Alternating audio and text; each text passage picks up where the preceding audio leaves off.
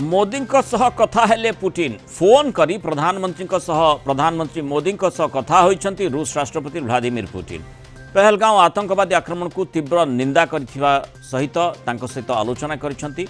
पहलगांव आक्रमण घटना भारत को संपूर्ण समर्थन पुटिन घोषणा करिछंती। घृण्य आक्रमण पछरे थिबा षडयंत्रकारी और आक्रमणकारी दंडित हेबा आवश्यक बोली रूस राष्ट्रपति कहिछंती। आ सहित दुई देश भितर स्वतंत्र रणनीतिक सहयोग जारी रहिबा नै प्रतिबद्धता को दुई नेता दोहराइछंती। ए अवसर रूस जो विक्ट्री डे उत्सव रही से पुटिन को मोदी अभिनंदन जनाइछंती। से भली चलित वर्ष शेष आड़कू भारत में होगा वार्षिक सम्मेलन में जोग देबाकू पुटिन को मध्य प्रधानमंत्री मोदी आमंत्रण करिछंती। ये गोटे अत्यंत गुरुत्वपूर्ण विषय वस्तु, कारण आमे देखुचे जे चीन पाकिस्तान सपक्ष रही किंतु एपटे भारत सपक्ष में बहु देश सामना को आसी सारे निर्दिष्ट भाव अपेक्षा रही पुटिन कर आभिमुख्य कौन देव। पुटिन मोदी सहित कथा हो सारे जो आतंकवाद विरोध में जो भारत अभियान रही सेठी समर्थन कथा दर्शई सारे। से भितर आम जदि देखा जो घटनाक्रम गुड़िक रही भारत किभली भाव पूर्वर प्रस्तुत रही किंतु जो भली भाव पाकिस्तान प्रायोजित आतंकवाद आम मुंड पर आसी छिड़ा होइछि, तेणु तार मुकाबिला करने को पड़िबो, पाकिस्तान को पाने देबाकू पड़िबो। तेणु सेही सामरिक कार्यानुष्ठान को समस्त निश्चय अपेक्षा करिसेंती। गतकाली आम देखीचे प्रतिरक्षा मंत्री राजनाथ सिंह किभली भाव में मंतव्य प्रतिपोषण करते जे मोदी सरकार आपण मैंने जहाँ चाहूँगी से ही करने को जीवे। तेणु स्वाभाविक भाव में जो दिन ठारू पहलगाम नरसंहार घटना घटिला से दिन ठारू भारतीयंकर रक्त गरम हो रही एवं प्रतिशोध मुद्रारे समस्ते रही। तेणु भारत कौन चाहूँगी से कथा मोदी को अछपा नहीं एवं प्रधानमंत्री मध्य जानिछन्ते। से आधार रे प्रतिरक्षा मंत्री मध्य मंतव्य रखिथिले जे जहाँ भारत एवं भारतीय माने चाहूँगी से भली पदक्षेप मोदी नेबाकू चाहूँगी। आउ से भितर आमे जेमती देखीचे मोदी जो बैठक विभिन्न समय रे अत्यंत गुरुत्व बहन करुछि। प्रतिरक्षा सचिव आज मोदी को भेटिछन्ति। किछि समय तले प्रतिरक्षा सचिव राजेश कुमार सिंह प्रधानमंत्री को भेटिछन्ति। गतकाली वायुसेना मुख्य air chief marshal Amarpreet Singh Modi को बासभवन भेटी आलोचना करते। शनिवार प्रधानमंत्री को भेटिले नौसेना मुख्य एडमिरल दिनेश त्रिपाठी। तेणु पहलगांव आतंकवादी आक्रमण पर भारत में प्रतिरक्षा संपर्कित घन घन बैठक जारी रही। संभाव्य युद्ध को नहीं बड़ प्रस्तुति निश्चय चली चूड़ांत प्रस्तुति बोली आमे भाभी पारिबा, कारण जो भली भाव में घटनाक्रम रही से जनापड़ी निश्चय गोटे बड़ एक्शन आड़ को भारत जाऊँगी। निकट प्रधानमंत्री मोदी अध्यक्षतार जो बैठक होता प्रतिरक्षा संपर्कित से प्रतिरक्षा मंत्री राजनाथ सिंह, सीडीएस जनरल अनिल चौहान, तीन सेना मुख्य एवं एनएसए अजित डोभाल भाग नहीं। तेपरि पहलगांव आतंकी हमला परे परे कैबिनेट सुरक्षा संपर्कित कमिटी बैठक बसी विस्तृत विशद भाव में आलोचना करा जायतिला। गत 22 तारिख में जम्मू काश्मीर पहलगांव आतंकी हमलार 26 जन पर्यटकों मृत्यु घटी। यहाँ भारत और पाकिस्तान मध्य उत्तेजना लगी तारि भितर पुटिन निजर समर्थन भारत को जन सारी। तेणु अत्यंत गुरुत्वपूर्ण विशेष भाव में जो प्रसंग माने कूटनैतिक स्तर में जो सहयोग आवश्यकता रही से सहयोग भारत निकट रही। सामरिक भाव में भारत अति सुदृढ़ स्थिति रे रही। आमे जदियो पाकिस्तान दुई दिन में दुईटी मिसाइल टेस्ट करी किंतु तार मुकाबिला रे आम निकट यथेष्ट माने आमर सामरिक बलर अग्रगति घटी। तेणु से आधार रे गोटे विराट सामरिक शक्ति भाव में पाकिस्तान आगे छिड़ा होइछि। अधिक आलोचना करबा आम सहित प्रतिरक्षा विशेषज्ञ ब्रिगेडियर अभिमन्यु राउत जोड़ी। ब्रिगेडियर राउत स्वागत करबा आलोचना को। दुईटी कथा ये गुरुत्व बहन करुछि, माने गोटे होछि जे कूटनैतिक स्तर रे जो समर्थन कथा आम देखू विभिन्न समय अमेरिका ठारू आरंभ करी एबे पुटिन रूस मध्य समर्थन कलानी। आतंकवाद विरोधी अभियान रे भारत सहित पुटिन रहिछन्ति बोली मंतव्य देइछन्ति।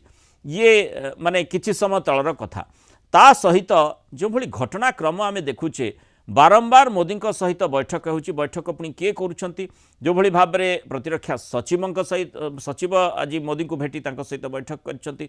वायुसेना मुख्य मध्य मोदी को भेटी थिले नौसेना मुख्य मोदी को भेटी पूर्व अजित डोभाल प्रतिरक्षा मंत्री मोदी को भेटी विशद भाव में चर्चा होती। गतकाली प्रतिरक्षा मंत्री भी जो मंतव्य रखिंट जे भारतीय माने और भारत जहाँ चाहूँचे आपण मैंने जहाँ चाहूँगी मोदी ताकू जानती और से भली पदक्षेप नेबाकू जाउछंती। तेणु एइथिरु कौन जना पड़ुछि जे चूड़ांत निष्पत्ति को केवल जहाँ अपेक्षा रही आपाततः कौन गोटे बड़ पदक्षेप भारत नेबाकू जाउछि कौन आपको लगुच? देखो क्रोधरे द्वेषरे जितेबले हेले हठात कौन प्रतिकार जाई न पारे। आप जानते 22 अप्रैल रु आज जाए प्राय 14 दिन है। 14 दिन भितर देशवासी निश्चित भाव चाहते जे आमको प्रत्युत्तर दरकार, आमको प्रतिशोध दरकार, आमको पाकिस्तान सहित एमती किसी करवा जहाँकि सदा सर्वदा ये जो आम क्षत पाचे से क्षतर जमी पाइबा कैंसर हिसाब हो जाए सर्जरी कर काटी बाहर करदे ठीक कथा। किंतु ए सब जिनस जो रक्षा विभाग में आप युद्ध को जाऊँगी प्रत्येक क्षेत्र को आपको तनाघना कर देखा पड़ो। आप देखिए विगत 4-5 दिन भितर आम प्रधानमंत्री जो अधिकारी सहित संपर्क करतालाप कर संवाद कर सब जाक प्राय युद्धर जो सामग्री युद्ध सहित जो मान संपृक्त एयर चीफ हूँ, नेवल चीफ हूँ, आर्मी चीफ हूँ, सीडीएस हूँ कि नेशनल सिक्योरिटी एडवाइजर हूँ, आम प्रतिरक्षा मंत्री हूँ, आज से सेक्रेटरी सहित से कथबार्ता कहीं डिफेन्स मिनिस्टर आमर जो प्रतिरक्षा बाहिनी मुख्य मान अच्छा आर्मी हो, एयरफोर्स हो, नेवी हो, भीतर जो बंधन जो ब्रिजिंग काम करती से कहते सेक्रेटरी डिफेन्स मिनिस्टर पाखक सी बार्ता पहुंचाती आम चीफ मानकर चीफ मान जो डायरेक्शन हम डिफेन्स मिनिस्टर से लिखित हिसाब से जेकोसी भाव में पहुंचाती आमर प्रमुख पक्षर। तेणुक यहाँ अत्यंत गुरुत्वपूर्ण। मोदी चाहते सीधा सड़क प्रत्येक व्यक्ति सहित कथा दुर्बलता सबलता कौन दरकार कौन आवश्यकता रही से सबूर पुनः पुनः समीक्षा करेंगे।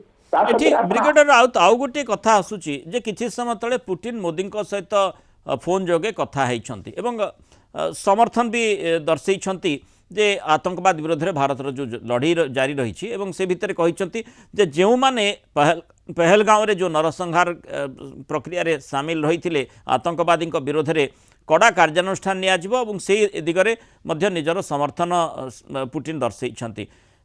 आमे जेमती जानिचे जे जेतेबेले रूस यूक्रेन को हमला कला और ता परवर्ती समय जो घटनाक्रम आमे देखिबा से भितरे गोटे वर्ल्ड ऑर्डर स्वतंत्र हेलानी बा टिके डिवाइडेड हेलानी बोली चर्चा हैला एवं सेठी कुआडे कहगला जे माने पुतिन माने रूस सहित टिके पाखौची चीन ए प्रकार स्थिति उत्पन्न हैला। किंतु आमे एई क्षेत्र रे देखुचे जे पाकिस्तान को चीन खोलाखोली समर्थन करुछि किंतु एठी पुतिन मोदी सहित आलोचना कले। अर्थात ए क्षेत्र में माने भारत क्षेत्र में आ आतंकवाद क्षेत्र में ये जो बड़ बड़ राष्ट्र रही तो चीन को आम विश्वास को केबे भी नहीं पारिबा नहीं। सेठी टिके आम आशा करुले जे चीन आतंकवाद क्षेत्र में निजर टिके भूमिका आउ टिके स्पष्ट करिवो किंतु से तो हैला नहीं। बर्तमान अंततः पुतिन जो समर्थन देइछंती से कथाटी को निश्चय चीन चिंता करिवो एवं टिके कूटनैतिक स्तर परिवर्तन हेबा आशा करिबा कि पुतिन आउ रशिया प्रेसिडेंट जेकोसी लोक हूँ रशिया हो आमर सदा सर्वदा ये गोटे एकदम बलिष्ठ मित्र जहाँ आम विश्वास भरोसा कर। तेणु जो यूक्रेन सहित युद्ध होता भारत भी जिते उपदेश देते चाउला जे प्रकार बैन कराई समर्थन कर भारत पूरापूरी भाव में मना कर से रशिया को केतबेले छाड़ी नाला आज भी छाड़नी सहित से भी ठिया माने विपद भी आपदे कहीं सी आमर विपद सी आमर बंधुता को सी अक्षुण्ण भाव निभे 1971 मसीहा ना आमर हालत कौन होता सब समस्त जानते। ठीक सेमती आज जो पुतिन आज जो जो आश्वासन देते निश्चित भाव गोटे बलिष्ठ गोटे बार्ता सी आमको देखते निश्चय करेंगे तार गतकाली आप जानती इग्ला मिसाइल जो न्यू वर्सन जो माने लेटेस्ट वर्सन जोड़ा सरफेस टू एयरक्राफ्ट विरुद्ध ड्रोन विरुद्ध मिसाइल विरुद्ध जहाँ आम इस्तेमाल कर विशेषकर ड्रोन और हेलिकप्टर विरुद्ध से सब आमको जोगे आहरी अनेक 96 इग्ला मिसाइल आमको देवाक से प्रतिश्रुति खाली से आम टैंक हो आम बस्त्रबंद गाड़ी हो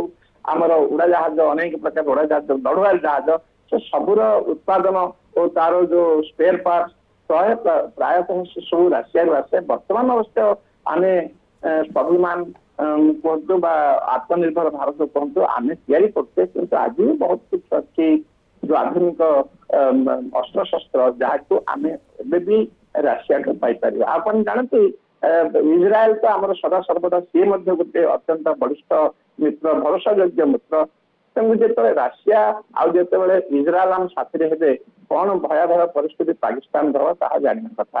ଆଉ ଆପଣ ଯୋଉ ଚାଇନା ପ୍ରସଙ୍ଗ ଆଣିଲେ ଠିକ କଥା। ଚାଇନା ବର୍ତ୍ତମାନ ପାକିସ୍ତାନର ସଦାସର୍ବଦା ସେ ଗୋଟେ ମିତ୍ର ହେଇ ରହିଛି, ତାର କଥା ସେ ମାନୁଛି। ସେ ବିଲିୟନ୍ସ ଆଣ୍ଡ ବିଲିୟନ୍ସ ରୁପିଜ ସେ ଖର୍ଚ୍ଚ କେବଳ କରୁଛି ମିତ୍ର ନୁହେଁ, ପାକିସ୍ତାନରେ। ଚାଇନାର ଯୋଉଠି ଉଦ୍ଦେଶ୍ୟ ସାଧିତ ହେବ ସେ ସେଇଠି ଲାଗି ରହୁଛି। କାରଣ ଆପଣ ଦେଖନ୍ତୁ ମାନେ ଶ୍ରୀଲଙ୍କାରେ ମଧ୍ୟ ଚାଇନା ନିଜର ଉପସ୍ଥିତି ଜାହିର କରିବା ପାଇଁ ଚେଷ୍ଟା ସବୁବେଳେ ଜାରି ରଖିଛି। ନେପାଳରେ ମଧ୍ୟ ସେଭଳି ପ୍ରଚେଷ୍ଟା ଜାରି ରଖିଛି ଏବଂ ଏଠି ପାକିସ୍ତାନକୁ ମଧ୍ୟ ବ୍ୟବହାର କରିବାକୁ ଚାହୁଁଛି। ଅର୍ଥାତ୍ ପାକିସ୍ତାନ ସେଇଟା ବୁଝିବା କଥା ବୁଝିପାରୁନାହିଁ, ଯୋଉଥିପାଇଁ ଚାଇନା କବଳରେ ପଡ଼ିବା ପାଇଁ ନିଜକୁ ଖୋଲମଖୋଲା ଚେଷ୍ଟା କରୁଛି। ନିଶ୍ଚୟ ସେଟା ଆପଣ ଯାହା କହିଲେ ଠିକ, କିନ୍ତୁ ଖୋଲା ଯେତେବେଳେ ସପୋର୍ଟ ଚାଇନା କରିବ ନାହିଁ ବୋଲି ଆମେ ଆଶା କରୁଛୁ। କାହିଁକି ତାପରେ ରାସିଆର ପ୍ରେସର ରହିବ, ଉତ୍ତର କୋରିଆର ମଧ୍ୟ ବନ୍ଧୁତ୍ୱ ଆମ ସହିତ ଭଲ ଅଛି। ଏ ସବୁ ଦୃଷ୍ଟିରୁ ଦେଖିଲେ ଚାଇନା ଦବ କିଛି ନା କିଛି ଦବ, କିନ୍ତୁ ପୂର୍ଣ୍ଣ ରୂପେ ସେ ସମର୍ଥନ ଦେଇପାରିବନି। ଯୋଉ ଅତ୍ୟାଧୁନିକ ତାର ଜେଟ୍ ଅଛି ବା ମିସାଇଲ ଅଛି ବା ଯେକୌଣସି ଅସ୍ତ୍ରଶସ୍ତ୍ର ଅଛି ତାଠୁ ସେ ଦୂରେଇବ। କାହିଁକି ଚାଇନାର ଅଲରେଡି ଆର୍ଥିକ ଅବସ୍ଥା ଯାହା ଅସଚ୍ଛଳତା ଆସିଛି ଏ ପାକିସ୍ତାନ ଯୋଗୁଁ ଆସିଛି। ସେ ଯାହା ଦେଇଛି ତାହା କିଛି ହେଲେ ସେ ଫେରି ପାଉନି। ଆଉ ତାର ଯୋଉ ସିପେକ୍ ଯୋଉ ଚାଇନା ପାକିସ୍ତାନ ଇକୋନୋମିକ କରିଡର ସେଟା ତ ଆପଣ ଜାଣନ୍ତି ପ୍ରାୟତଃ ସେ ଦୀପାଙ୍କ ଜାହାଜରେ ବସିଛି। ଗଦର ପୋର୍ଟକୁ କଣ ଗଦର ବାଟରେ ମଧ୍ୟ ଯାଇପାରୁନି। ଆଉ ବାଲୁଚିସ୍ତାନ ଏଥିରେ ଗୋଟେ ବହୁତ ବଡ ଗୋଟେ ଅବଷ୍ଟାକଲ ହେଇଛି। ଏ ସବୁ ଦୃଷ୍ଟିରୁ ଦେଖିଲେ ଚାଇନା ଯେ ତାକୁ ପାକିସ୍ତାନକୁ ଖୋଲମଖୋଲା ସପୋର୍ଟ କରିବା ଏହା ନୁହେଁ, କିନ୍ତୁ ଯେତେବେଳେ ବନ୍ଧୁତା ବାନ୍ଧିଛି ତାପରେ ସେ ସଦାସର୍ବଦା ଭରସା କରି ଆସିଛି କିଛି ନା କିଛି କରିବ, କିନ୍ତୁ ସେଇ ପରିମାଣ କରିବନି ଯାହାକୁ ଭାରତକୁ ଅତ୍ୟଧିକ ମାନେ ଯୋଉ ମାନେ କିଛି ନା କିଛି କ୍ଷତି ସହିପାରିବ। ଆଉ ଗୋଟେ ଅଛି ଟର୍କି ଗୋଟେ ଯୁଦ୍ଧ ଜାହାଜ ବି ପଠେଇଛି, କିନ୍ତୁ ଟର୍କି ମଧ୍ୟ ଜାଣେ ଯେ ତାର କଣ ପ୍ରକାର ମାନେ ଅସୁବିଧା ହବ ସୁବିଧା ହବ।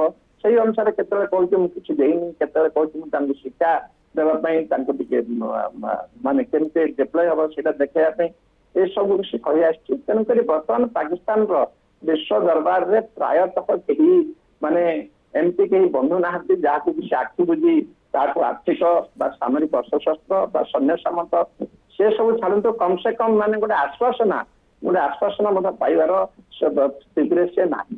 ତେଣୁ ଅନ୍ତତଃ ସେଇଥିପାଇଁ ଆମେ ଦେଖୁଛେ ଯେ ପାକିସ୍ତାନ ଭୟଭୀତ ଆତଙ୍କିତ ଅବସ୍ଥାରେ ରହିଛି। ତେଣୁ ଯେମିତି ଚିହିଁକି ଉଠିବା ବେଳିବେଳି ଭଳି ପରିସ୍ଥିତି ଉତ୍ପନ୍ନ ହେଉଛି। କେତେବେଳେ ମିସାଇଲ୍ ଟେଷ୍ଟ କରୁଛି, କେତେବେଳେ ୟୁଏନ୍ଏସ୍ସି ବୈଠକକୁ ଯାଉଛି ଏବଂ ସେଠି ଆମେ ଦେଖୁଛେ ଯେ ଯିଏ ବି ତାକୁ ସମର୍ଥନ କରୁଛି ସେ ଭାବୁଛି ଯେ ତା ବଳରେ ସେ ବଳିୟାନ ହେବ, କିନ୍ତୁ ସ୍ଥିତି ସମ୍ପୂର୍ଣ୍ଣ ଅଲଗା। ଯେହେତୁ ପୁଟିନ ମଧ୍ୟ ମାନେ ଭାରତ ସହିତ ରହିଛନ୍ତି ବୋଲି ମନ୍ତବ୍ୟ ଦେଇ ସାରିଲେଣି। ଆତଙ୍କବାଦ ବିରୋଧରେ ତାଙ୍କର ଆମର ଯେଉଁ ଅଭିଯାନ ରହିଛି, ଆତଙ୍କବାଦୀଙ୍କ ବିରୋଧରେ ଯେଉଁ କାର୍ଯ୍ୟାନୁଷ୍ଠାନ କଥା କୁହାଯାଉଛି ସେ ଦିଗରେ ତାଙ୍କର ସେ ସମର୍ଥନ ଦର୍ଶାଇଛନ୍ତି। ଏବଂ ସେହି ପରିପ୍ରେକ୍ଷୀରେ ଯେଉଁ ପ୍ରସଙ୍ଗରେ ମଧ୍ୟ ଆଲୋଚନା କରୁଛେ, ଯେହେତୁ ପାକିସ୍ତାନ ଲଗାତାର ଭାବରେ ଆତଙ୍କବାଦୀ କାର୍ଯ୍ୟକଳାପରେ ଲିପ୍ତ ରହୁଛି ତାର ପ୍ରମାଣ ମଧ୍ୟ ଆମେ ଦେଇ ସାରିଲେଣି। ବିଶେଷ କରି ପହଲଗାଁव ଘଟଣାରେ ସିଧାସଳଖ ପାକିସ୍ତାନ କିଭଳି ସେଠୁ ଗୋଟି ଚାଳନା କରାଯାଇଥିଲା ତାର ପ୍ରମାଣ ମଧ୍ୟ ଏନ୍ଆଇଏ ହାତରେ ଲାଗିଲାଣି। ତେଣୁ ବର୍ତ୍ତମାନ ପାକିସ୍ତାନ ପାଇଁ ଗୋଟେ ବିଷମ ସ୍ଥିତି ନିଶ୍ଚୟ ଉତ୍ପନ୍ନ ହେବାକୁ ଯାଉଛି, କାରଣ ଚୂଡ଼ାନ୍ତ ପଦକ୍ଷେପକୁ ଅପେକ୍ଷା କରୁଛି ଭାରତ।